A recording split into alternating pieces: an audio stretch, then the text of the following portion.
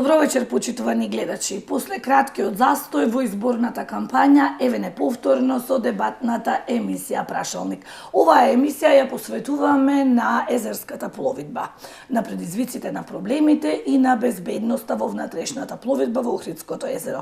Мои и ваши вечерашни гости се капетанот Горан Устијановски, капетан во капетанија на пристаништа на Охрид, на Република Македонија, и Будимир Соколовик, кој што е председател на купот Охрид Сейлинг Кап. Добро вечер на двајцата. Требаше да имаме и други гости.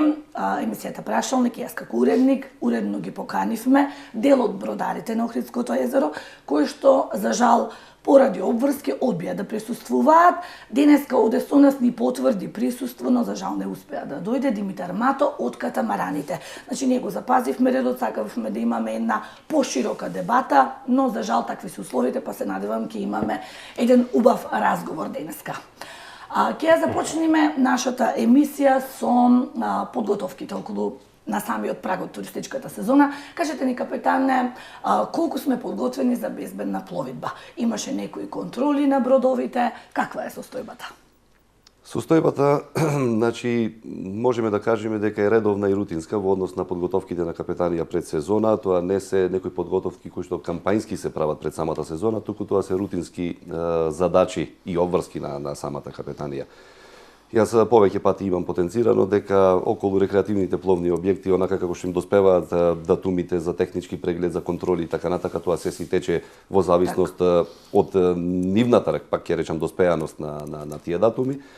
Околу патничките бродови имавме некоја контрола, односно исто така редовна или така наречен меѓупреглед во вода, без вадење на суво на бродовите со Биро Веритас. Таа работа и таа е завршена и како една подготовка за предсезона, да, веќе имаме основа. Недостатоци, условно речено, од технички карактер секогаш може да постојат и затоа се проблемите, односно затоа се прегледите да би се тоа утврдило и да може да се елиминира во некој рок пропишан со технички правила за технички преглед. Соколовик, колку едриличарите се подготвени за една, знаеме дека станува хаос во Охридското езеро кога е лето. И како се справувате со тој хаос вие во текот на летната сезона? Во изминатиот период едриличарите активно се ги подготвуваат едрилиците после зимувањето на суво. Се надевам веќе почнува полека да се туркаат во езеро. Текот нова недела, наредната недела, најверојатно најголем дел од едрилиците ќе бидат во вода. Сето тоа зависи од можноста за сидрење на пристаниште. Тоа ви е болна точка, тоа ви е најголем проблем. Да, тоа е најголемиот проблем. Се надеваме дека ќе најдеме на разбирање од капетанија, како што имаше разбирање минатата и предминатата година. А секако тоа е на некој начин краткорочно решение. Се надевам дека во наредниот период ќе изнајдеме долгорочно решение кое ќе ги намали сите наши проблеми и трошоци. Тоа би било изградба на марина. Повторно се враќаме на тоа. Само тоа може да ги реши проблемите. Значи, за секоја активност потребна инфраструктура. Значи, ние го имаме езерото, имаме прекрасна природа, имаме прекрасни можности и услови, но, нажалост, немаме инфраструктура. За развој и на туризмот, за развој на спортот, за развој на бизнисот, бродарскиот бизнис и со катамарани, потребна инфраструктура. Да, со децении се зборува за таа марина, но за жал ја нема. Добро, сега додека ја нема марината, капетане, како се решава на пристаништето? Кој каде паркира? Знаеме последната емисија, прилог кој што го имавме ние со вас. Вие кажавте дека имаме над 2000 пловила. Значи, на вистина рапидно расте и рапидно се зголемува бројот на пловила. И уште едно, кажавте дека ќе имаме 2 нови големи патнички бродови за по 150 патници. Како ќе го решавате тој проблем на пристаништето? Имате ли идеја? Притисокот на бројот на пловила врз инфраструктурата и расположливиот простор е огромен. Значи, огромен е и во каналот за помалите пловила, меѓутоа и на пристаниште ситуацијата одамна е, условно речено, зрела за решавање. Ние го имаме Охридското пристаниште како едно централно пристаниште, кое онака како е изградено и по самата своја функција, не нуди големи безбедносни можности. Во која смисла? При одредени невремиња, особено со појак интензитет и така натака, пристаништето нуди многу помалку од она што треба да понуди да би бродарите, односно бродовите, да може да бидат безбедни. Фали уште еден крак кој што треба да го заокружи, да ја заокружи внатрешноста на пристаништето. Фали еден крак кој што од ќошот на пристаништето би одел кон исток и така натака. Меѓутоа, што е тука и ние многу е погрешно да фаќаме правец на разгледување на работите само теоретски како треба. Да, сите знаеме ние како треба. Сите сме оделе и по светот, сме ги гледали работите, меѓутоа за одредени работи, како и многу работи во нашата држава, не може да се решат преку ноќ или можеби некогаш оправдано или неоправдано застанале во процесот на движење кон реализација на тие проекти. Јас ја признавам, значи, ситуацијата дека е алармантна во однос на место за чување на бродовите. Сега имаме, да речеме, и Будимир истото го спомна дека одреден број едрилици правевме некои начини да може да бидат врзани во Охридското пристаниште, што и доаѓаат тука затоа што немаат никаде. Имате едрилици исто како кај бродовиве кои што газат малку повеќе, во каналот не можат да влезат. Луѓето не се виновни воопшто што никој, доколку би имал резервна солуција, марина и така натака, никој не би дошол на пристаниште. Не знам дали јавноста е запозната, меѓутоа оние кои што се бават со таа работа точно знаат дека тоа е губење на животот на пристаниште во невреме. Во која смисла? Со секој едно невреме, поголемо со појак интензитет, на секој еден кој е на пристаниште животот му се скратува по 1 година. Јас тоа можам да ви го кажам отворено. Зошто? Затоа што мора да дежурате, се изнесени се изложени се на опасност како пловните објекти, така и животите на луѓето, бидејќи имате едно ужасно невреме, се отпуштил пловниот објект, све ќе направите само да го спасите, да го преврзите повторно и така натака. Сакам малку една поконкретна слика на сето тоа да дадам. Немојте да мислите дека и ние како капетанија веќе или не знам сме задоволни со ситуацијата која што имаме. Меѓутоа, градба на пристаниште или марина и така натака, тоа нема никогаш да подразбира решение од денес за утре. Вие денес да почнете да го градите, не можете да завршите 2 години. И затоа, јас сум многу благодарен на сите кои што се на некој начин поврзани со оваа тематика и кои што сите на некој начин патиме од таа проблематика, дека имаме енормно големо разбирање и се прават компромиси. Јас во една прилика и на еден состанок, како на бродарите, на собствениците на бродови, на капетаните и на едриличарите кои што мора да бидат на пристаниште на некој начин врзани во текот на летна сезона, бидејќи нема начин каде и што, мојот став беше, морате да имате компромис.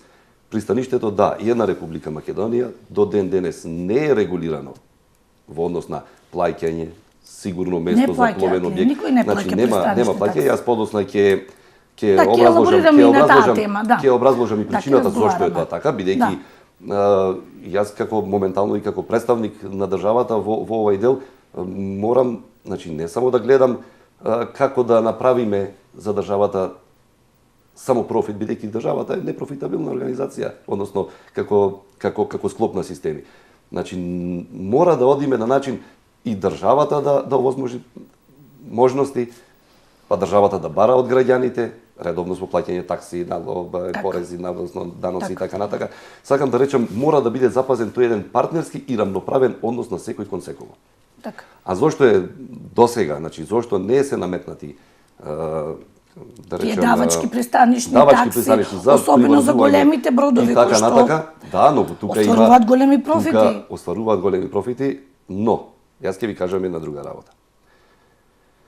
Во секоја една држава во светот се плаќаат пристанишни такси. Зборувам, се плаќаат пристанишни такси. Абсолютно. Да, но сигурно сте слушнале за субвенционирано гориво за пловни објекти. Субвенционирано гориво за пловни објекти постои за бродови. Добро. И постои за земјоделски машини. И сигурно знаеме сите познатата црвена нафта, односно нафта за домаќинство. Сега, да се вратиме на темава кај бродарите. Субвенцијата не се состои во тоа да вие имате субвенционирање за да ги помагате тие фирми, не. Делот од цената кој што се однесува на фондот за патишта. Кај земјоделски машини, пловила, тој се исклучува од цената. Тоа е по суштина. Значи постои зелена нафта, постои сина нафта, сина нафта, каква асоциација на вода и така натака, нели? Добро. Ние кај нас тоа го немаме решено, бидејќи минорни беа количините или мали се количините за да се направи специјална законска регулатива само за 4-5 брода и не знам уште колку други пловни единици. И од друга страна, јас го зазедов тој став и према нашата држава, објаснувајќи дека и онака, значи, не постои можност во овој момент да регулираме субвенционирана нафта за пловидба. Односно, луѓето купувајќи го горивото, плаќаат во фондот за патишта, значи тие патишта ги плаќаат, тие користат природодаден пат, не користат направен од човечка рака пат, а тие пари од тоа гориво се влеваат за патишта. И вие тоа го сметате како еден вид на компензација за еден вид тоа на да не компензација, плаќаат само да знаете една пристанишни работа. такси. Бидејќи како што се развива работата, како што се трошат поголеми количини на нафта, може би влегуваме и во една друга анализа, дека на економските субјекти, собственици на фирми кои што трошат поголема количина на гориво, може би повеќе им се исплаќа да платат пристанишна такса, ама да им бидат вратени средствата, односно да бидат субвенционирани средствата за гориво. Така што тука има многу за размислување и не се добре дојдени паушални анализи од аматери и така натака. Значи тука некој малку повеќе ја размислил да работат длабински и во секој случај сметам дека имам 1000 аргументи зошто е тоа така. Добро, Соколови, ме интересира вашиот став по однос на ова прашање. Што мислите вие, треба ли да се плаќа пристанишна такса? Не би сакал да коментирам во тој дел на бродовите, не сум експерт во таа област. Светските правила и норми се познати, така да јас повеќе би се осврнал на делот на со едрилиците. На пример, ево, едно подигнување од пристаниште и враќање назад за една сезона чини околу 300 евра. Значи, сигурно дека секој од овие едриличари или од брат би тие 300 евра или до 500 евра би ги дал дали на капетанија или на концесионерот, на државата, на било кого, само да ги немаме тие манипулации и проблеми и така натака и губење. Секоја таква манипулација е ризик и за објектот, и за луѓето, и за све. Значи, во секој случај ние сме спремни, доколку се направи некој, да има и некој надомест да се плаќа за докинг. Значи, тука немаме проблем. А дали сте се почувствувале дека безбедноста ви е загрозена таму на пристаниште, бидејќи навистина во лето е хаос? Еве прва година лани бевте усидрени на пристаниште. Не сите, веројатно бевте дел од едриличарите. Генерално е во ред, имаме разбирање сите измеѓу себе, да речеме едриличарите, имаме генерално и разбирање со капетанија, со бродарите. Значи, нема проблем, али како што оди времето ќе настанува све поголеми проблеми доколку не се реши. Да, расте бројот. Значи, кој е тој што има право, а некој нема право? Така. А капетане, уште едно прашање сега на ова тема додека сме. Сега тие два нови бродови кои што оваа сезона треба да запловат во Охридското езеро. Сето тоа е позитивно, туризам, развиваме така се. Но каде ќе се паркираат? Каде ќе стојат тие на пристаништето и онака е таму хаос? Значи, начинот за пристанување на бродовите, односно, дали за пристанување, не зборувам за сидрење, бидејќи сидрење е нешто друго, за пристанување и е познат како методика која што се учи при начинот за управување со брод, односно маневрирање и така натака. Бродовите можат да бидат врзани за некоја изградена површина, во случајов пристаниште, на неколку начини. По должина, како што сега се користи, бидејќи немаше и преголем притисок, значи тие што беа тука се комбинира и така натака. Меѓутоа, постои начин бродовите да се врзат и во така наречен четворовес, со кој што се користи обро поголема површина на расположлива, да речем, површина. Што значи тоа? Ако при подолжно врзување на бродот користите 30 метри корисна површина, должна, при четворовес зафаќате само онолку колку што ви е широк бродот. Односно, напред се фрла сидро, назад за задните битви си е врзан за самото пристаниште и на тој начин можат да бидат врзани. Меѓутоа, тука се јавува сега еден друг проблем кој што мора да го решаваме. Односно, имаме проблем во однос на тоа другата страна, односно, сега повторно ќе речам на една рамноправна основа ако се ставаме, да го согледаме и барањето на едриличарите, барем на оние едрилици кои што можат, односно или мораат да дојдат на пристаниште и така натака. Меѓутоа, сакам да се вратам на прашањето конкретно, да, има начин, ќе бидат принудени да се врзуваат во четворовес, иако тоа е малку поголема компликација за посадата, одзема малку повеќе време, меѓутоа, видете, ништо нема подмачкано. За се постои, затоа е посада, затоа таа си е обучена и тие маневри ќе си ги изведуваат секојдневно, бидејќи од оваа позиција нема каде. Но тоа спаѓа во редовна бродарска пракса. Да. И тоа не се бележи како проблем. Дали треба пристанете подолжно или да одите во четворовес. Ме интересира дали покрај прегледот од страна на Биро Веритас, дали устојановски бродарите добиваат некоја си концесија за линиски превоз, дали такво нешто постои во законот, како знаеме кој каде смее да се движи или не постои таков Не, поведен? значи, ќе ви кажам, 80% од работата на бродарите, од природата на работата, кај нас, поради спецификите на, да речем, поради регионални, ајде да кажем, специфики, е таква да 80% од работата е поврзана за организирани тури, односно работа со, претпоставам, агенции, нарачани тури од странство и така натака, кои што никогаш не може да бидат поврзани со конкретно тргнување. Зошто? Значи, не се работи за линиски превоз. Така. Не се работи за линиски превоз, Свети Наум е туристичко место, значи локално население не зависи од линиски превоз. Автобусите се друго. Траекти во други држави се нешто друго, кај што екзистенцијални, односно есенцијалните потреби на населението се поврзани со линиски превоз. Луѓе да стигнат на работа, деца да стигнат на школа, да се пренесат болни и така натака.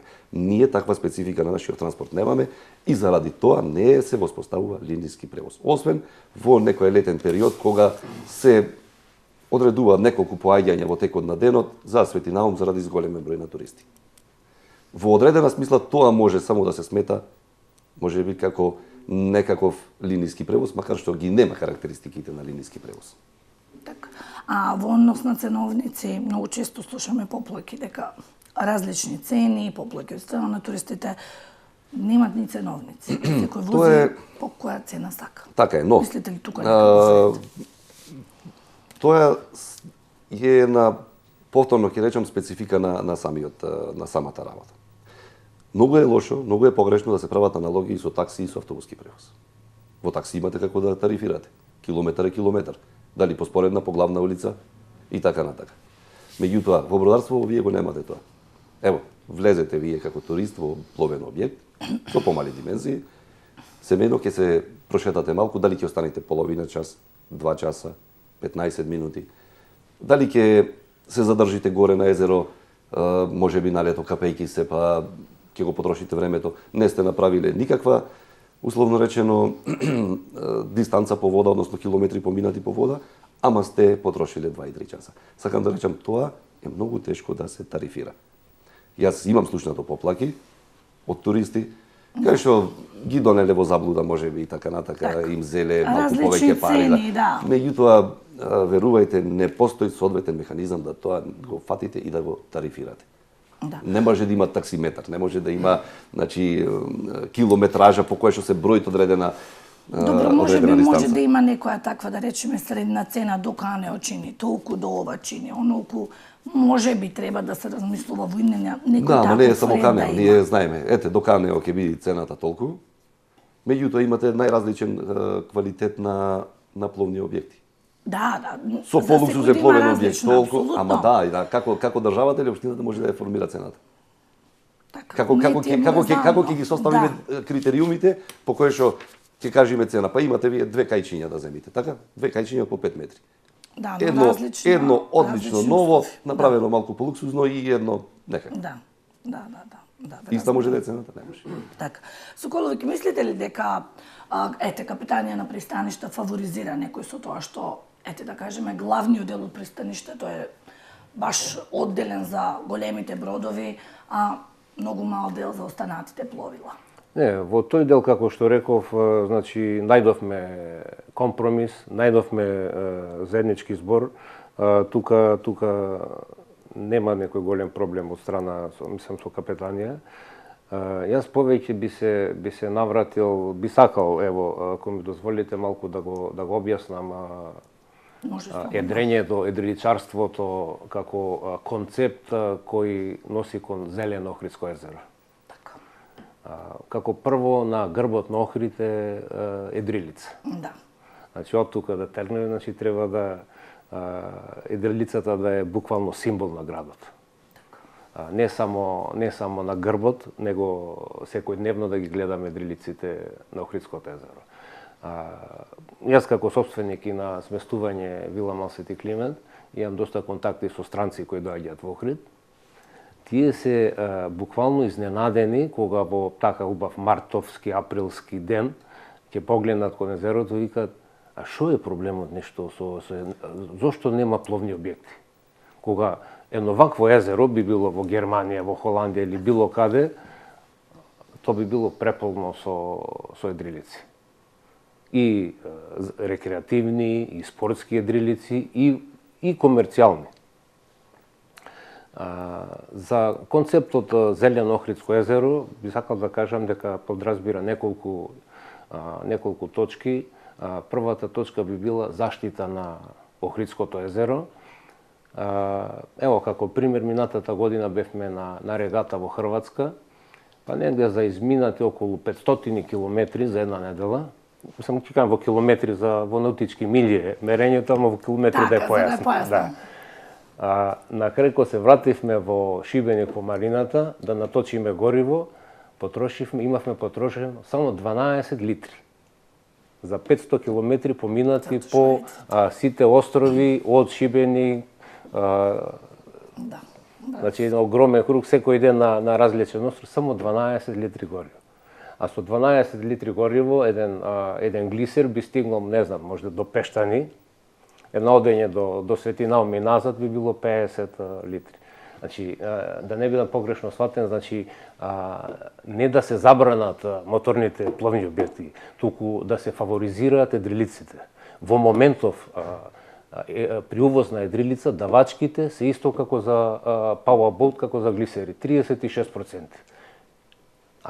Тука треба да се Прво тука, значи ако царината се намали на нула, давачки да се мотивираат луѓето да купуваат. Едрилици. Да. Тоа е еден момент. Вториот момент за купување на едрилици е инфраструктурата. Значи секој, ево, од нашиот пријателски клуб Скопје Нов ветер, кој заедно организираме регати по Хрватска, Грција и така натака. Има многу членови кои би купиле едрилици и сакаат и едрат, ама едноставно викаат немаме каде да ги паркираме. Нема друго сме ние тука, локалните, имаме, ето на некој начин ќе се снајдеме, а тие не можат. Така, тој е клучниот проблем. Втор дел од концептот Зелено Охридско езеро е развојот на спортот. Тука се децата, значи со едрење може да се занимава секој од 7 до 77 години. Посебно, значи, акцентот е на младите, на децата, како клуб, како луѓе, исто како тим, имаме пружена максимална поддршка на акватика Јахтин Сели клубот.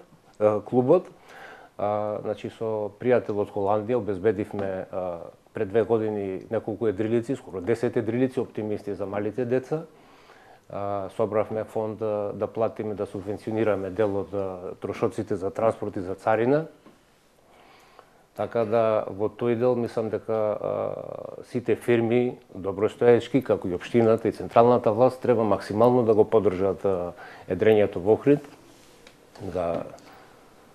Така. Капитане, во однос на овој концепт, да, би бил интересен концепт. Дефинитивно. Разговарано е со директорот на Царинска управа на Република Македонија, со кој што најдовме модус, односно, таму има пропишани норми при кои услови може некој предмет кој што се увезува да биде изземен од царина. Од ДДВ никако, но од царина може. Добро.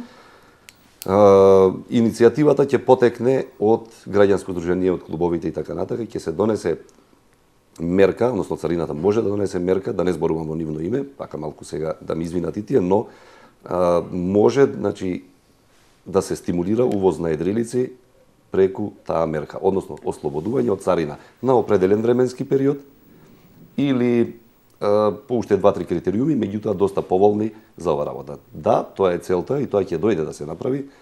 И то за многу скоро со цел оној кој што веќе е во дилема да купува пловен објект, за сметка на овие мерки да може да размислува кон купување на единица. Меѓутоа, вториот дел од разговорот е исто така еден круцијален и доста ограничувачки. Местото за чување веќе нас не е проблем.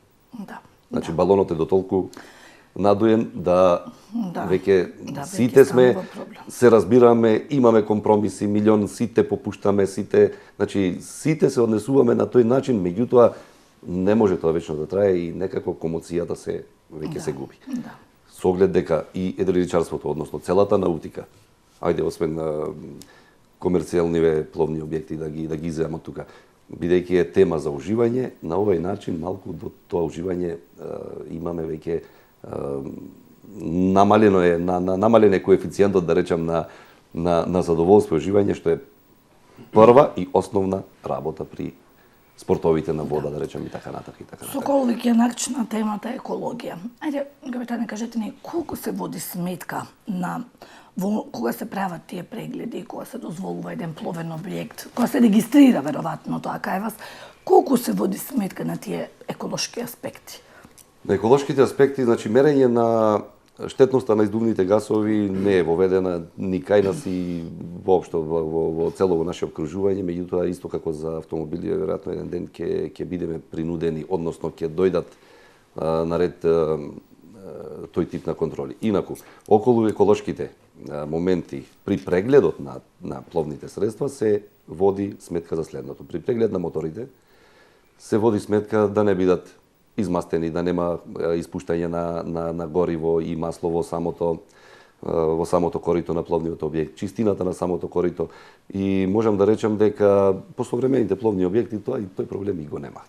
Реално го немаат. Ние знаеме дека кај нас се увезуваат најчесто на старо и затоа и ве прашувам за тој еколошки момент.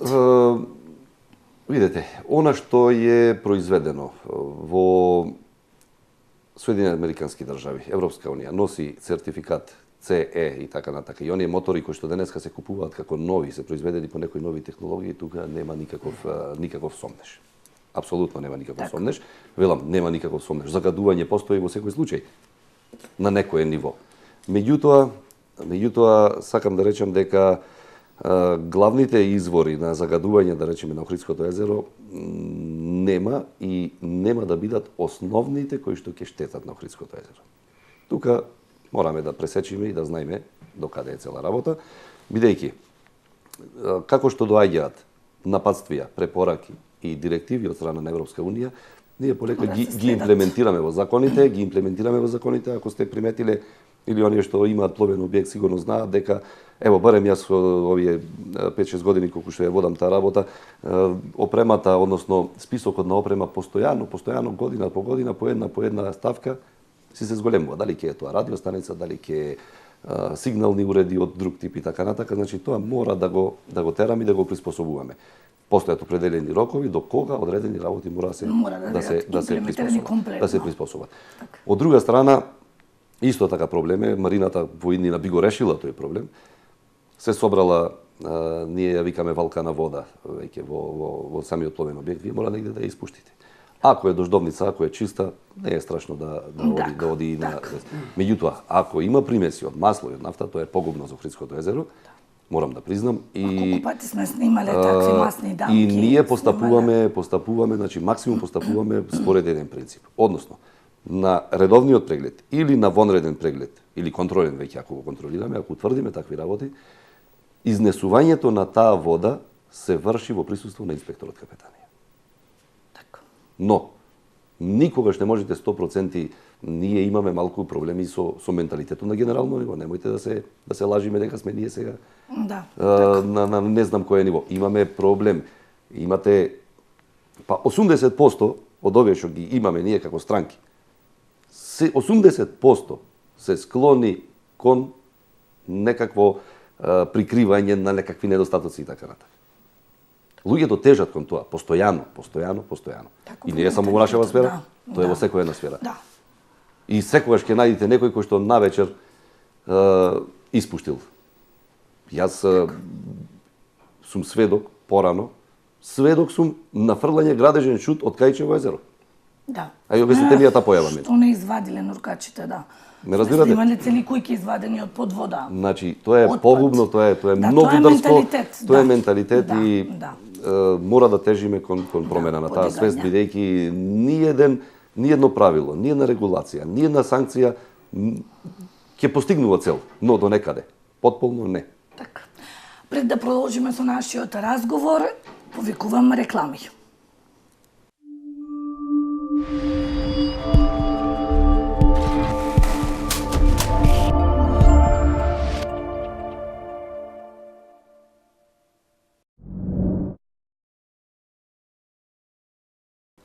Продолжуваме со нашата емисија посветена на езерската пловидба.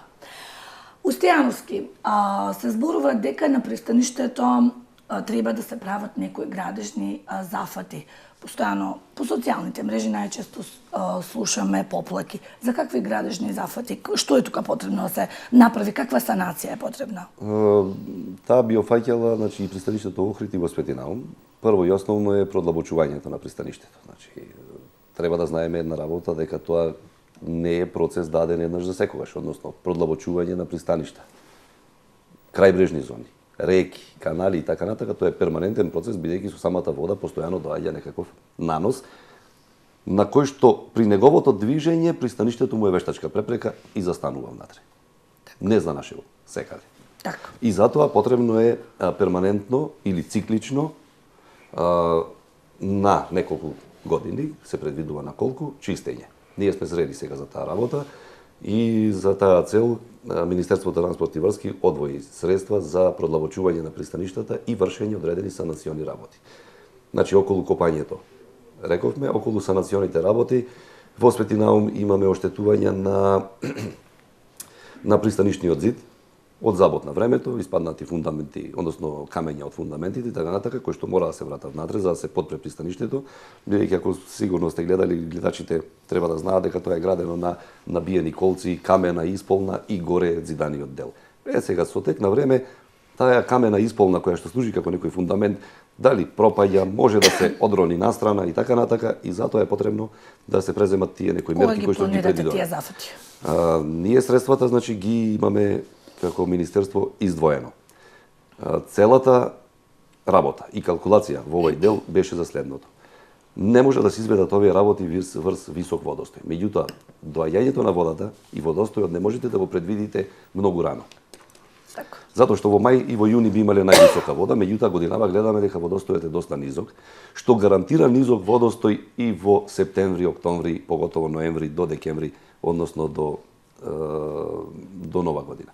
Значи, така што после сезона. Во овој ќе биде после сезона, жалам што ќе биде после сезона, меѓутоа не беше оправдано да се потрошат парите, а да се заврши помалку работа и да нема ефекти, бидејќи самиот висок водостој ќе ги оневозможеше градежните работници да ја завршат работата онака како што е потребно. Така. За да немаме негативни нус ефекти од целата работа, затоа зазедовме таков став да причекаме да го видиме движењето на водостојот. Сега веќе ни е јасно дека тој допрва не може да се поправат. Значи, доаѓа лето, снегот е скоро истопен и така натака. Немате основни предуслови како би се кревал водостојот и јасно е дека од септември натака, но меѓутоа ова е драгоцено време да поминат сите правни процедури во однос на избор на изведувач. Така, значи, ова е работа која што е завршена, исто така морам да потенцирам дека таа го фаќа и Охридското пристаниште на одредени делови. Спуштот за спуштање на пловни објекти, односно на пристаниште, мора и тој да биде саниран, бидејќи и неговиот фундамент е пропаднат, во некои невремена настапуваат оштетувања, така што и тоа ќе биде санирано. И тоа што ќе биде санирано. Соколовик, вие сте еден од најголемите поборници за изградба на марина. Би сакала да ве прашам, дали има некој таков проект? Имате ли вие, учествувате ли вие со своја идеја пред надлежните? Да, али прво би сакал само да се надополнам во претходното излагање за концептот Зелено Охридско езеро. Третиот дел од тој концепт подразбира нов туристички производ и нова насока за развој на Охридското езеро со едрењето. За тоа да се оствари, во секој потребна е инфраструктура. не само во Охрид, не само градското пристаниште и марина во каналот, туку потребно е на секој, да речам, 7,5 до 10 километри по цела обала на Охридското езеро да имаме мини марини. Значи, тој дел на чартер туризам со едрилици во светот, во Хрватска и во Грција е хит. Значи, тоа е пошто луѓето се повеќе и повеќе се насочуваат кон заштита на животната средина. Стануваат се посвесни. Све посвесни, еколошки посвесни и затоа едрилиците се еден од начините за остварување тие, да речам така, еколошки желби. Кога ќе разговараме со пријатели, со луѓе така околу ова, во Хрватска, лесно е, таму има море. Ево еден пример ќе кажам, на почетокот на април бевме на трансјадранска регата, на Вис застанавме. Вис, ако го гледаме, тоа е, значи, еден куп камења сред море. Ако нема инфраструктура. А ако има инфраструктура, ако има марина, ако има док, тогаш е остров кој може да направи голем профит од сидрење на едрилици. Значи, првата недела од април, значи тоа е, уште не ни почната туристичката сезона, кога бевме укотвени на Вис, имаше преку 40 едрилици. Укотвени. Едрилици од 10 до 17 метри должина, значи измеѓу 5 и 10 души екипаж. Значи, на Вис се искрцаа дента околу 250 луѓе, кои направија огромен промет, јадење, пиење, докинг. 70 евра од вечер е докинг за една едрилица на Вис. Тоа само по себе носи пари. Да. Значи, ние сме далеку од тие суми, од тие, али односот на Хрватска и Македонија во однос на туризмот е 1:1000. Ние барем да направиме 1000 пати помала инфраструктура од она што е во Хрватска. Така. А предлагате повеќе мини марини? Значи, ако сака некој да проше до Светинаум, пример, првиот ден до Пештање. Добро. Кога би имало таму една малечка мини марина за 10 до 15 бродови да се едрилици или клисери да се укотват, значи во секој случај дека Пештани ќе добие 20-30-50 души луѓе кои ќе седнат тука, ќе ручаат, ќе одморат и ќе продолжат или ќе преспијат. Тие мали марини се нужно потребни за катамараните, штета што мато од катамараните не е тука. Јас мислам дека тој ќе одушевен од идејата на секои 7 до 8 километри на обалата на Охридско езеро да има таква мини марина кај што би се засолнеле од невреме. Да. Знаеме дека катамараните имаат проблем со бранови и така, значи тоа му е нужно потребно. Така. А дали е тоа некоја скапа инвестиција? Има ли такви проекти, сте разгледувале? Има разни модуси на решавање. Примерот во центарот на Пештан имаме ресторан. Така. Кога би му се дала на концесија, сигурен сум дека јас сум разговарал со собственикот на тој објект, тој е спремен да изгради марината, да инвестира и да ја даде на државата со тоа што тој ќе може да користи. Значи, има разни модуси, дали како концесија, јавно-приватно партнерство, дали државата ќе инвестира, значи само треба да се има желба да суди во таа насока. Да. А мислам тоа е една од најголемите перспективи за развој на... Само ако дозволите. Слободно. Ево еден пример ќе кажам. Една од активностите на Купот за еден Охридско езеро организиравме обука и полагање за професионални скипери во Хрватска, во Сплит. Бевме таму една недела и во тој период бевме во посета на една марина. Значи, марината ја изградила мултинационална, претежно мислам дека е турска компанија. Тоа е инвестиција од можда 20 милиони евра. Тоа е огромна марина за преку 2000 едрилици. Бевме во посета на една мала чартер компанија, директорот и вработените се хрвати, околу 20 души. Газда на фирмата е белгиец. Што е уште поинтересно, собственик на една од, тоа се едрилици катамарани, значи со две корита, е некој шеик од Саудиска Арабија. Едрилицата кошта 2 милиони евра, шеикот не ја ни видел. Ја купил, ја пуштил таму на чартер и тие работат. Сега шеикот инвестира во нова едрилица од 5 милиони евра. Изнајмувањето на таа едрилица неделно е 75.000 евра. Значи, тоа е огромен потенцијал за развој. За развој, Да. на туризам, за бенефит, за Али профит. сето тоа, ако не изградиме инфраструктура, значи, можеме ние само да гледаме, да сонуваме за тоа. Значи, основата за било каков развој, ево, и од Европска унија не тера инфраструктура, патишта.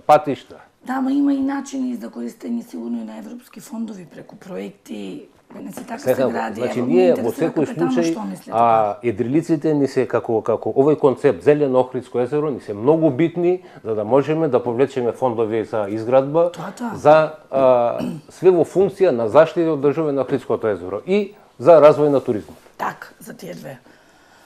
Капитане, што мислите за оваа идеја на Соколовиќ? Јас Сте разговарале ли некојаш заедно? како не, редовно, значи насушна е потребата дефинитивно од Марина.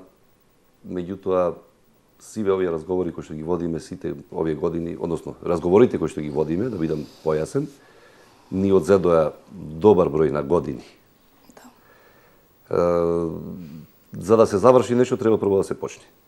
Да се заврши, значи нешто треба прво да се почне, меѓутоа ние некако стануваме, не знам како да речам, тоа е на општа психологија која што е веќе кај нас, сите нас не обседна, како држава, како граѓани, не можеме да ги направиме почетоциве, посебно, за Марината. Основната работа на капетанија можеби не е во мешање во инфраструктура и така натака, не можеби, туку и по закон, нормално не сме институција која што решаваме инфраструктурни задачи, меѓутоа несебично влегуваме сегде во секоја една дебата што повеќе и повеќе да ја оправдаме потребата од градба на Марина. Мислам дека тоа веќе од оправдување веќе станува и банално и веќе мора да се преземе мерка како да попушти овој притисок кој што владее на Охридското езеро, поготово за пристанување. Ние засега Господ ете така на некој начин во некој момент кога не жалел ни го дали каналот на кој што сме подпрени и ден денес. Да, за таму ме интересира, И има тоа е прашање. единственото прифатливо Нешто некакво за со каналот? решение. Во каналот ситуацијата е малку покомплексна. Значи каналот како што го гледате од мостот па се до горе до хидробиолошки завод или гледајќи од изворот па долу левата и десната страна, тука се преплетуваат интереси на повеќе, да речем, корисници или собственици на земја. Долу ја имате армијата, на нив имате дел општинско, па погоре имаме уште еден дел на кој што луѓето, не знам, постојано доаѓаат убедувања, приватно е, не знам какво и така натака, приватно е, не знам кој дел од земјата, меѓутоа волата апсолутно не може никош и од никого да биде приватизирана и да биде приватна. И од другава страна, односно десната страна, гледајќи од избор према долу, ја имаме општина Охрид, односно уредена и од брег на каналот. Кај армијата, бидејќи тие се корисници на тој дел, постои одреден правилник по кој што тие наплаќаат, односно примаат пловни објекти кои што ги чуваат на тој дел. Меѓутоа, мал е тој број на пловни објекти кои што може да се засолнат на еден таков начин. Да. Никогаш немало проблем од страна на собствениците, сите бараат да платат и да бидат на безбедно. Така. Јас тоа апсолутно добро го знам. Се покрева иницијатива, многу пати сме разговарале и со претходниот градоначалник, со Јован Стојановски, слава му небесна, на тема официализирање на некој начин на десниот брег на каналот, со цел, ако општината тоа го изградила, за она што таа го изградила, за тоа материјално добро што се вика патека или платформа, приврзување да чини толку и толку за таков еден период. Што е битно? Цената да не биде пренагласена, цената да биде приспособена за разни видови на пловни објекти, да се направи класификација, не е проблем, тоа е апсолутно проста, едноставна работа, меѓутоа да има еден собственик, условно речено, јавно предпријатие и така натака. Јас апсолутно не сум поборник за тоа да барем тој дел таму да се дават по разни концесии на приватни лица и така натака. Не, имаме јавно предпријатие, се занимава со паркинзи, евено дополнителна дејност. Ова е моје размислување, не мора да биде прифатено. Така, Значи, идеја. со оглед дека јас како капетанија, ние како капетанија или министерство не го решаваме тој проблем, ова е сугестија која што е донесена врз основа на релевантни факти и барања од страна на граѓаните. Видеонадзор денешно време е многу ефтина работа. Или Неколку души физичко обезбедување, значи имате екзистенција за плюс вработени во јавното предпријатие, ама од друга страна најважното е тоа што тие пловни објекти приврзани за тој дел ќе си бидат безбедни од кражби, бидејќи во каналот на лето сигурно имате слушнато, се бидат кражби на акумулатори, на алат, на гориво. Шарање со спрееви и така натака, таму постојат и некои други појави кои што се граничат на некоја граница со криминогени појави и така натака. Меѓутоа, тоа е сугестија, најтопла сугестија за општина Охрид, ден поскоро тој дел од брегот да го земе под своје. Односно, да почне да го регулира, бидејќи, знаете како, регулиран е. Сепак е регулиран, ама регулиран е од сива економија. Под превезот на честност оставени обични кајчиња кои што после се тргаат па доаѓаат глисери. Значи некој тоа го прави свесно. Така. Меѓутоа во нормален разговор, нека нормална постапка тука не можете ова да го разбите. Мислам, овде има малку работа и за полиција, да бидам честен. Морам да кажам. Така што ова мерка во сите овие мерки, ајде ги спомнавме марини, помали марини и така натака, се она што не можеме да го завршиме за месец, два, три, пет, па можеби година и две, ова може да се ова треба да се заврши жаргонски речено вчера. Так. Односно да биде завршено во првиот момент пред сезона. Така. Соколовик, вие што мислите за ова? Јас имам еден апел до локалната самоуправа во врска со реконструкција на кеот. Во ред се доби градежна дозвола и така натака. Јас би замолил, ајде да го ставиме тоа малку ад акта, да ги решаваме суштинскиве и неопходни проблеми. А после 2, 3, 5 години, кога ќе се изгради градска марина, кога ќе се изгради марина во пристаништето, тогаш да го реконструираме кеот. Во овој момент, мислам дека се абсурдно потрошени 1.200.000 евра за реконструкција на кеот кој си е во ред, во моментов ништо не му фали. Тие велат дека се распаѓа, дека не е безбеден. Страшно, да. Нивните дали јас ева едно прашање, колку е безбедно то малото островче пред Палас? Треба да ги прашате тие кои правеле анализи. Значи тоа е тотално небезбедно. Не дај Боже, во секој момент може да се случи несреќа. А кеот си е во ред. Тие велат дека статиките и анализите кои што ги правеле да, по кеот се движат камиони или не е безбеден веќе затоа као. Ние можеме да најме милион оправдувања за секоја работа. Вашата идеја е дека тоа треба да почека да се среди марина. Нека почека, да средиме, значи во моментов имаме балонот е напумпан. Значи прашање само на ден кога ќе експлодира. Проблемите на пристаниште, проблемите во каналот, значи имаме суштински проблеми, големи проблеми. Кеот е работа која може да почека барем 2, 3 до 5 години. Ова е поважно, според вас. Соколови, кажете ни, рековте, споменавте повеќе мали марини, кажете ни, каде се и вие, според вас, треба да биде главната, централната марина? Па, вака, значи, да речем, во организација на Охрид Lake Sailing Cup, минатата година се собравме така една група на луѓе, повеќе експерти, да речем, тука беше и Горан Остијановски од Капетанија, Горан Пачев од Заводи музеј, Стефан Ставрев од Акватика и Кристијан Јорданов од Тетрактис архитектонска куќа од Скопје, еден голем пасиониран едриличар. Така да сите овие размислувања и идеи од минатите години, значи не дека нешто се измисли топла вода, значи сето тоа што изминатите години и се дискутирало и сите идеи, концепти и врз основа на ДУПОТ се стави на харти и така се направи една 3D визуализација на решавање на овој, мислам, како концепт, значи проширување на пристаништето со десниот крак што го спомна капетанот, проширување на пристаништето према исток, дали пристаништето или островчето, проширување островчето и лево и десно уште еден крак и проширување на каналот во делот во моментот кај ше лоцирана армијата. Тој дел тука ќе има дополнителна функција, значи и за ревитализација на блатото од другата страна на патот. Значи под патот може да се пуштат цевки, да се донесе вода до блатото. Ние, да речем, што сме пораснале тука во тој дел, знаеме дека на времето имаше мали поточиња, речулиња од блатото во езеро. Дури крапои и риби се одеа нагоре во блатото.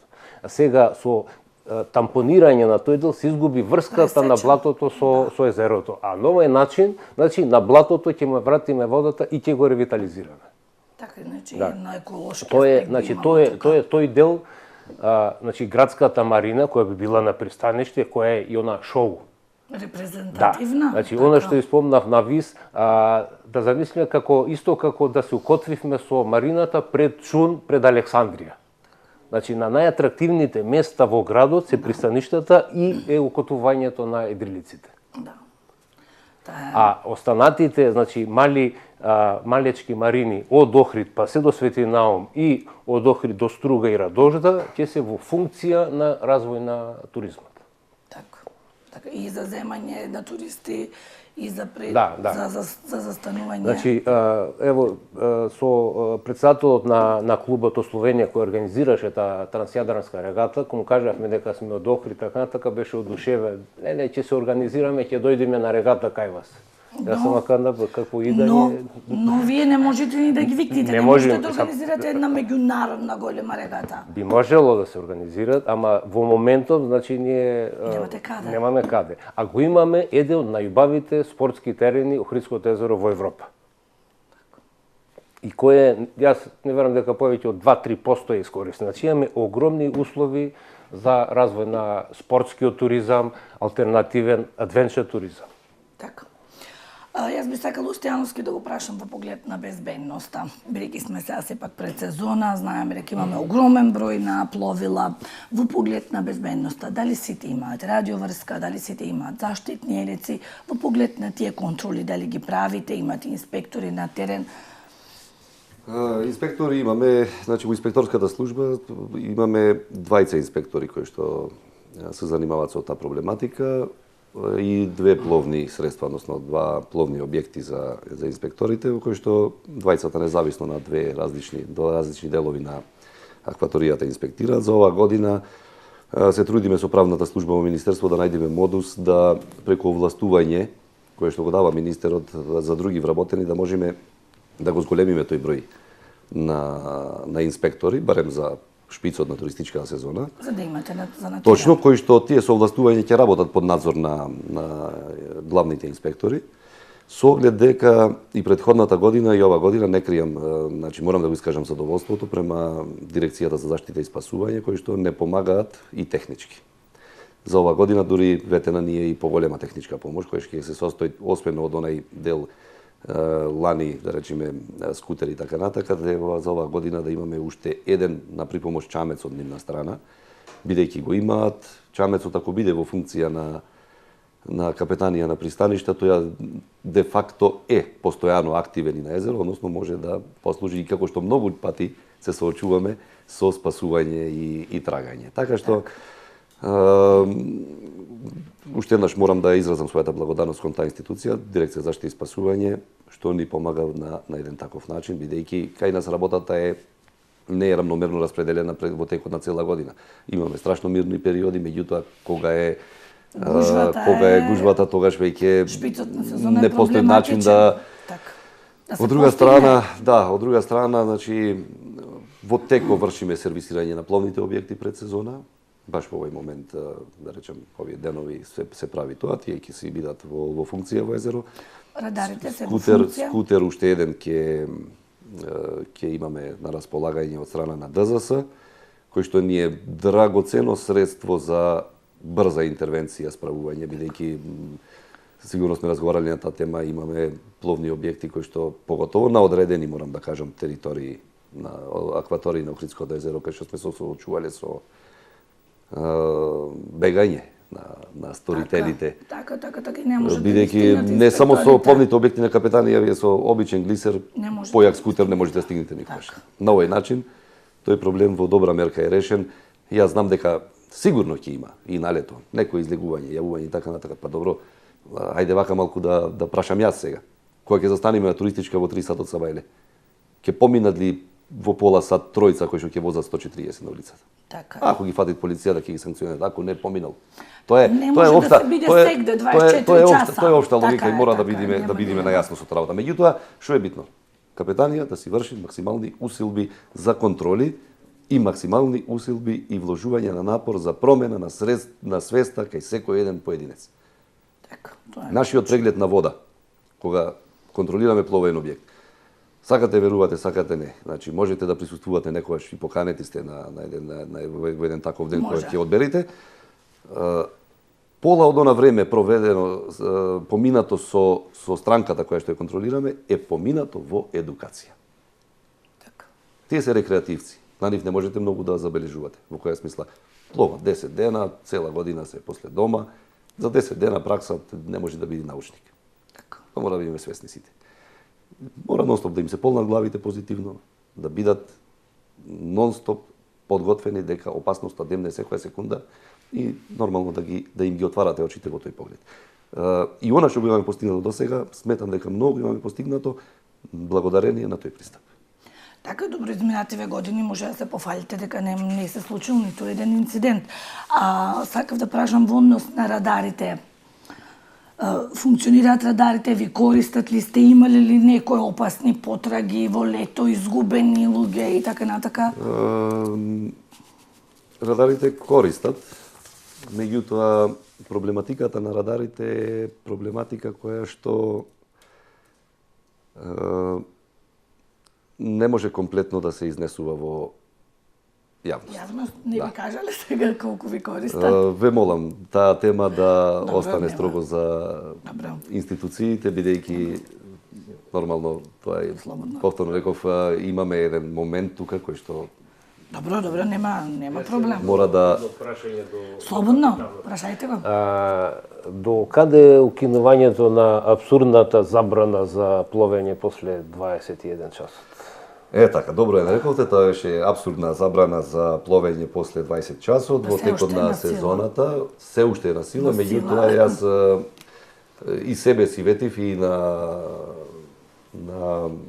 едричарите, односно ајде да речем на рекреативците, дека таа забрана ќе биде повлечена. Таа своевремено се направи заради дестимулирање на криволов навечер. Да, тогаш имаше проблеми.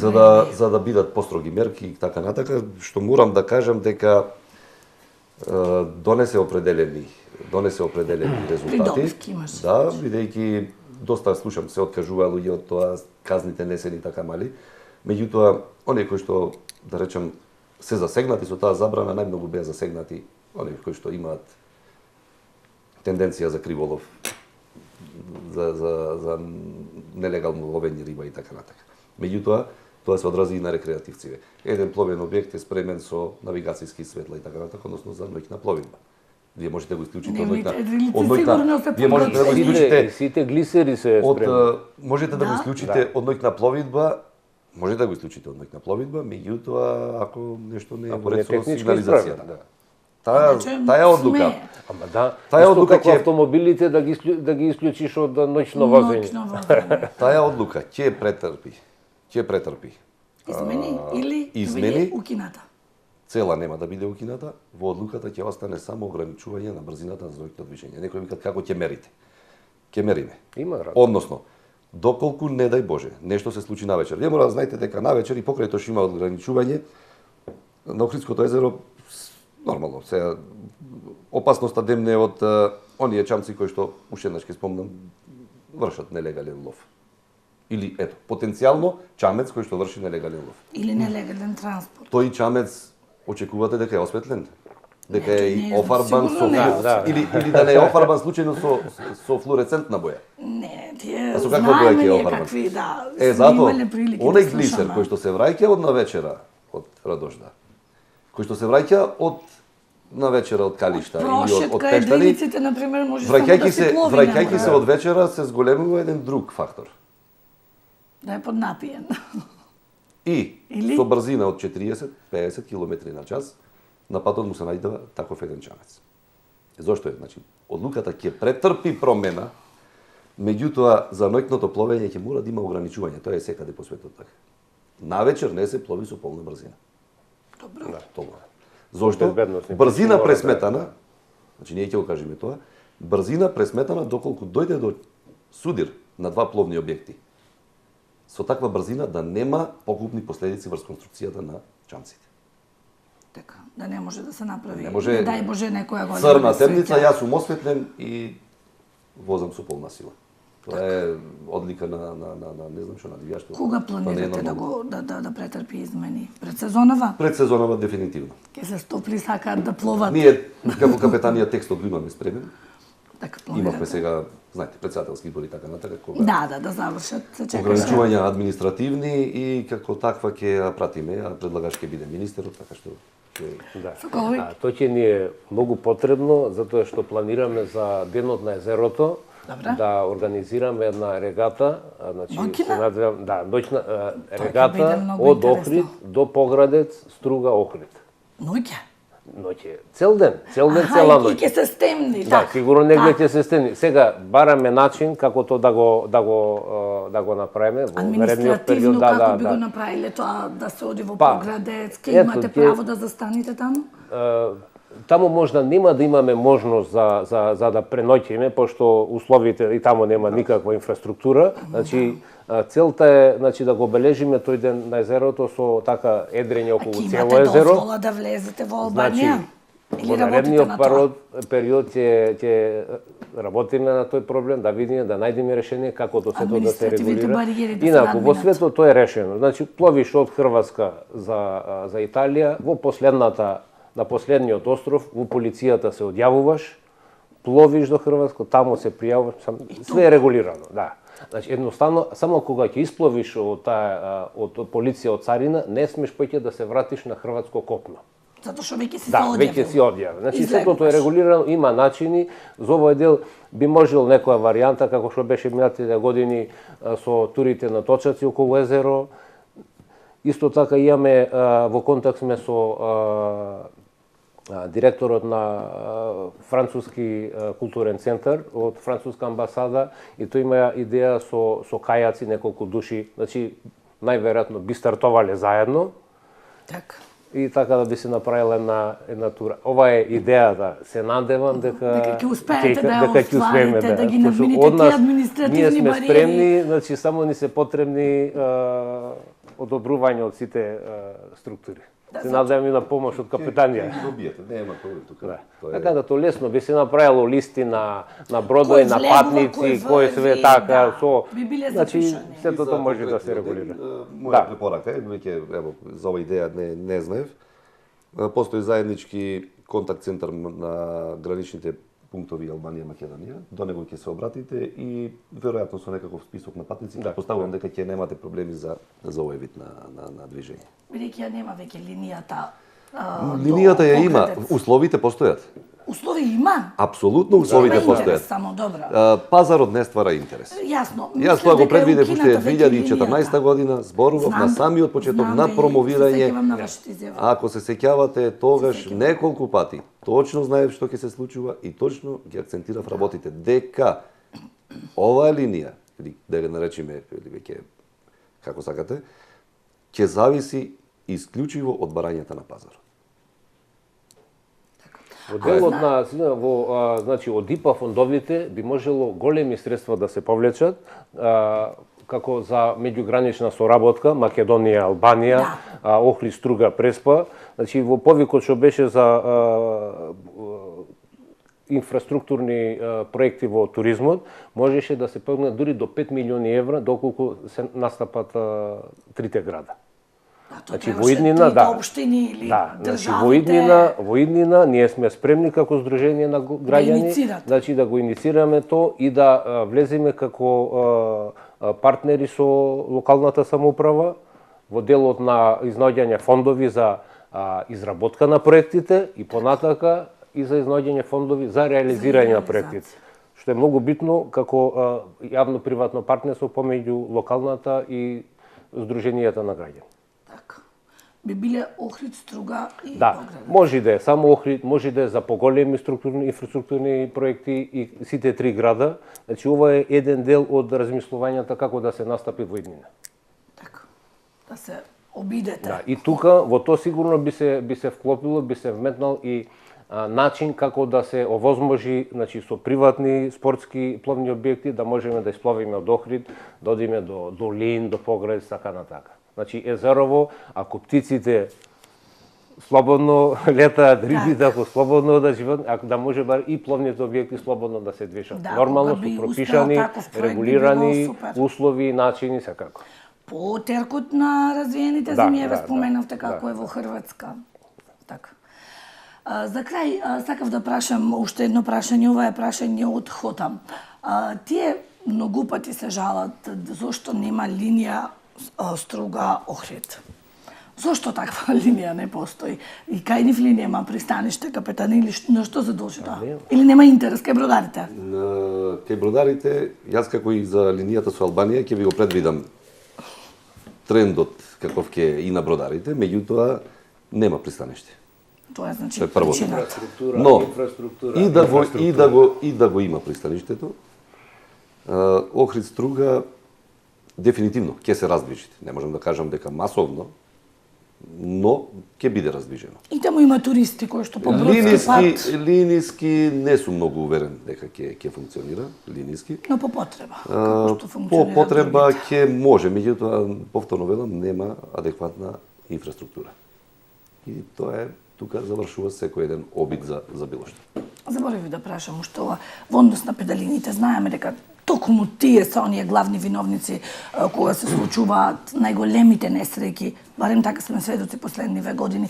Најавивте, чинам минатата година беше, измени некој во законот за да може да се прави контрола, да се врши врзнив контрола. До каде се тие измени? Предвидени се промените, меѓутоа повторно жалам што со баналност ќе бидеме една од првите земји во светот кои што прегледуваме педалина. Тоа е исто нешто кога да фати некој да ги прегледува точаците на улица. Да, но навистина имаше проблеми. Бидејќи таа е реквизит за забава. Да. Има проблеми и ќе мораме тоа да го направиме и јас имаме размислувано, значи составен е некој текст на делот од законот и за некој правилник како тоа би меѓутоа верувајте. Струга ги укина лани, не смеа да се издава. Ги укина Струга, не смеа да се Тоа издава. нелегално се издава, па пак. Ама таму видете сега, малку тука се допираат две теми. Струга ги забрани на територијата на општината, односно на плажите кои што ги сопствува општината да нема педалини.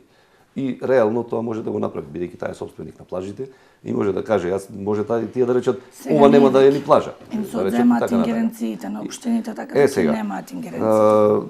Педалините како педалини, многу енергија трошиме на нив. Да. Премногу енергија, проблеми има. И измената ќе биде во тоа да секој нешто издава педалини покрај регистрација во УЈП и така натака и дозволата за работа, да има кај себе чанец со кој што ќе може да си ги прибира педалините во текот на денот ако е некоја претоварена, бидејќи често се случува. Токму психологијата која е, ги изнајмуваат поголема група на мали деца. Да. На тинејџери. Без заштитни елеци. Што прават тинејџерите? Бегаат подалеку од возрастните, бегаат подалеку од плажата, одат горе и после сите се префрлаат на една педалина и вршат претовар.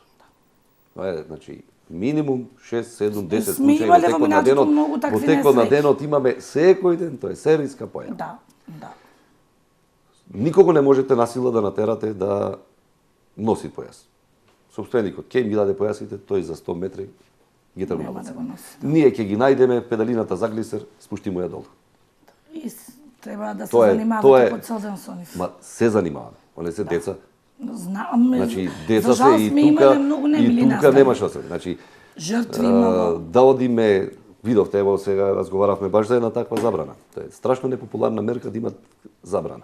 Да, Струга ги забрани лани, тоа не може да најдат решение. Навиду многу едноставно, меѓутоа ако ги учитате сите фактори, претерано комплексно прашање. Така. Останува на нас повторно да одиме кај секоја една педалинка, сите што немаат појаси да ги слегуваме долу. Ако треба да изречете санкција, има проблем. Никој од тие не е спремен за идентификација. Качене на педалина. Нема со себе ни торба, ништо. Да. Кој си ти? Да, ќе Никој не кажеш знае некој кој. име, презиме. Слези и го така долу, па треба да биде полиција, па да го носат станица, а се работи за деца од 13 години. Да. Тоа е Се тоа повеќе апел, значи и за родителите и за издавачите на педалини. Прво родителите да ги советуваат децата што значи педалина, дека може да биде опасна ако е неправилно употребена, а за издавачите на педалини, јас повторно ќе кажам, дел од педалините им се во лоша состојба, треба да бидат тргнати од употреба. И тоа е барем хаварисирани, Појаси- тие што се може да ги отстраните. Појаси постојано да бидат давани на секого. Нема да е процентот на користење 100, меѓутоа да се трудиме околу тоа и да се знаат подига свеста пак. и да знаат дека не треба да бидат водени само од својата желба за приход. Секој живее за некој приход. И ние кои работиме за администрација, и оние кои што работат приватен сектор и така натака, меѓутоа сите сме подчинети под една работа, под имиџот на градот и на државата. И тоа е највисоко за сите. Тоа јас често сакам да го кажам и на пристаниште, кога имате појава која што апсолутно е неприфатлива од морален гледен аспект, меѓутоа никаде во светот вие не можете да ја казните. Трчање по туристи и нудење на услуги. Да. Значи За жал. не сме пазар за стари работи и сега ќе се убедуваме. Тоа стварат релативно лоша слика. за Лоша слика тоа. И водени се од што? Од желбата за свој профит. Задоволиле потреби на државата, платиле даноци и така натака. И се од овде натака тие го гледаат само профитот. Не може да е само профитот. Ти треба да знаеш дека работиш долгорочно. За да останеш долгорочно треба да имаш долгорочни цели. Трчање и тргање за рака на туристите не се долгорочни цели. Ама ни јас, ни полиција не можеме да го спречиме или некого од тие што нудат такви услуги да го Тие да го работи веќе санкционираме. Тоа е повеќе малку од уличните комунална издавачи веќе се природа, намалени, односно имаше. зборувам за нудење на услугите за пловидба. Да. И затоа сум малку Да. попрагматичен, ако приметвите и поминав малку и на дијалект, односно на охридски. Да, ако. И апсолутно е неприфатливо. Повторно ќе речам, приходот ваш го ценам и го почитувам. Ама на пристаниште имате јарбол со огромно знаме на кое што Си те вие му представуваме. причинувате штета. А ако сватите, си причинувате штета и сами. Треба да личиш на господин, а не да личиш на Така. нешто друго. Така. Моето размислување е Така. вако. Ова малку повеќе од човечки аспект го кажав, неповрзано за служба. Тука сме веќе на крајот на нашата дебатна емисија. Дали може би нешто за крај сакате да додадете? Соколовик, верувам, вие пак ќе се навратите Имам, на да. на Само Марината. вака едно, дали трпејца го заслужува името македонски Сан Тропе со она урушено, пропаднато пристаниште, кое е опасно по живот. Жалосно. Значи, Капитане, како хитна е е, тоа со хитна стопати, е имате ли потребата од санирање и изградба на Таму едно инфраструктура. лимено имаше, така, лимено искршено, Ама па таму дрвено десно искршено. целото е тој потонато е. Од забавно времето е уништено. Значи тоа беше, ако гледате према езерот десно, тоа што зборувате Готово. лименото Сега железна знам кој е, конструкција сега ми е текна за малку кој зборува, настрана. да. Жалост. Тука не може да се застане, а? Тука треба да се најде начин како да се обнови тоа пристаниште, бидејќи јас памтам и јас како бродар уште често го користевме. Сам често, условно речено често. Добро за Меѓутоа е- таму туристи иследуваат. Е во секој случај потребно. Меѓутоа една работа отсуствува. Сите чекаат државата. Е па каде државата побрзо? Социјалци, земјоделци, бродарите, учениците, административците. Ма ние сите плаќаме на државата, затоа сите ја очекуваме од Добро, државата. да, во рете. Јас Затоа, го така сваќам не. тоа. Тоа е Меѓутоа, тој дел. Наше е да бараме, ево имавме една наше е да бараме. појава на пристаниште. Падна Кејскиот зид во еден дел, Да. страшно лоша слика. Дали државата можела да обезбеди правни услови, можела, не можела да се плати, не можела да се плати. Па чекајте. Сите вие со катамараните и бродарите пред Дуќан вие. Задоволни сте што имате рушевина пред Дуќанов? Тука сте во право, значи затоа треба Истото- да има истото некој и за Трпеќан. давачки со Поготово- кој што би се Така е. би имал некој фонд со кој што тоа би се санирало, нели? Поготово. Само одржива, ако не друго. Поготово кога што се работи со помала вредност. Не треба да чекаме никога. Така, се Ама согласувам. не треба да чекаме никога. Да, но кога би имало фонд, сите тие, Можеме да сами ги чекаме, споменавте. па еден ден комуналец да не задоволи нешто ни својава работа, треба да чекаме тротоаров пред куќа комуналец да ни го измети. Па слези измети го ти. така да бидеме сите одговорни на тоа. Можете да ми речете дека малку е претерана, Поентирате. Не. претеран е ставов, меѓутоа јас прифаќам. Да, се плаќа на државата, државата е должна тие работи да ги прави, меѓутоа ако дошло до некаков проблем, немој да чекаш до таму. Нормално, не можеме сами да изградиме марина и така натака. Меѓутоа за обични мали работи, камен по камен да се стават, ќе се направи нешто. Добро, доколку се издвојувале тие давачки кои што на почетокот на нашата емисија ги спомнавме, би се имало можеби и некој Ќе се фонд. собира некој фонд дефинитивно, И со нив кој ќе што може многу може да се лесно да се располага. санира, така и да се направи пак за потребите на истите тие бродари, истите учесници во езерскиот сообраќај. Значи мора да се размислува и во таа насока. Така е. Најбрзо се сложувам со Будимир, ние мора да дојдеме како држава, како општина Охрид, да дојдеме до една марина во која што ќе обезбедиме услови за сите и ќе го имаме моралното право да бараме од сите после, како држава. Така. Јас ви благодарам на двајцата што бевте дел од дебатната емисија Прашалник. Благодарам. Почитувани гледачи, верувам успеавме да го задржиме вашето внимание. Прашалник, бидејќи е време за прашања. Довидување.